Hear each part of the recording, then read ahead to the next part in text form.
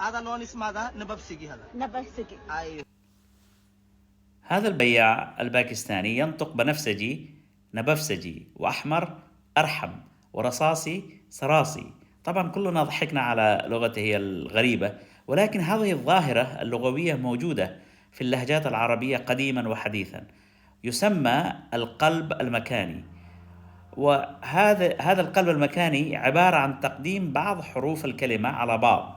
مثلا باللهجة المصرية يقولون ملعقة معلاه، فإيش عملوا؟ قدموا عين على حرف اللام. وكذلك كلمة مسرح أحيانا ينطق أو تنطق مرصح.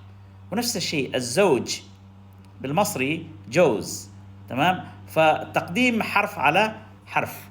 في اللهجة الكويتية كلمة قبض أحيانا تنطق قضب. أما قديما فكلمة عميق، مثلا بئر عميق أو نهر عميق، كذلك كانت تنطق معيق.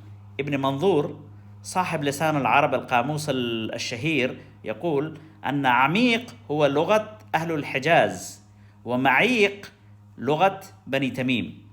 فهذا البياع الباكستاني في كلامه غير الفصيح يظهر ظاهرة لغوية قديمة وأصيلة.